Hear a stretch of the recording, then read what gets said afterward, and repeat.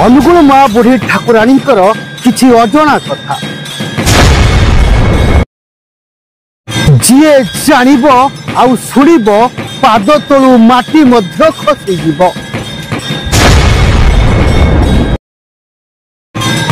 माँ बुढ़ी ठाकुराणी मथारे काहीकि मेंचा मेंचा बड़ा जाए सिंदूर।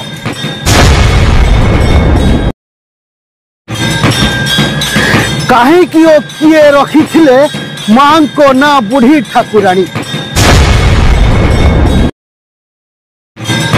अनुगुण रे काहीकि एही ठारे विराजमान करिथिले मां बुढ़ी ठाकुराणी। संतु जानिबा संपूर्ण कहानी। दर्शक बंधु, आज को बहु वर्ष पूर्वर कथा। एही अंचलर आख पाखरे जंगल पहाड़ लगी रही था। एठी आदिवासी संप्रदायर लोक माने बसवास करुथिले। थोरे नुह कि दुई थर नुह, बारंबार एही लोक माने देखिबाकू पाइले गोटिए गाई जंगल भीतर को सबुदिन सही जगह को जाउछि, आउ किछि समय परे पलाई आसुछि। सेमाने किछि लोक साहस बांधी एकजुट होई गाईर पछे पछे जीवाकू लगिले।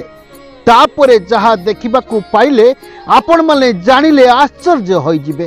गोटिए पत्थर उपरे गाईटी छिड़ा होइछि, आउ गाईर स्तनरू आपे आपे क्षीर बाहरी बही जाउछि।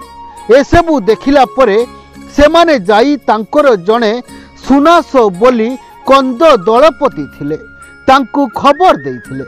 दलपति एभली अलौकिक आश्चर्य घटना देखिला परे से पत्थरर महत्व बुझी पारिले और पत्थर को आनी एही ठारे रखी पूजा करिबा आरंभ कले। जगारे वर्तमान शैल श्रीक्षेत्र अच्छी सेठी गोटे पहाड़ थिला। से पहाड़ को सुनासगढ़ पहाड़ बोली कहा जाए।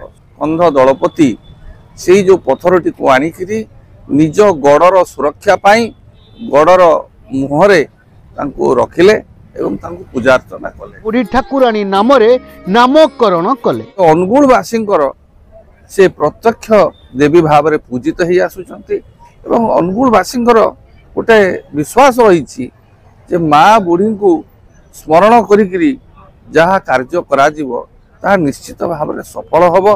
ठाकुराणी उपरे अखंड भरोसा रही एवं ए अंचल को जेते भक्त अच्छे अंचल समस्त को से घंट गुड़ी रखती जे प्रार्थना करे तांकर जे शरणापन्न हुए माँ समस्त को रक्षा करती बोली आमर ये विश्वास रही।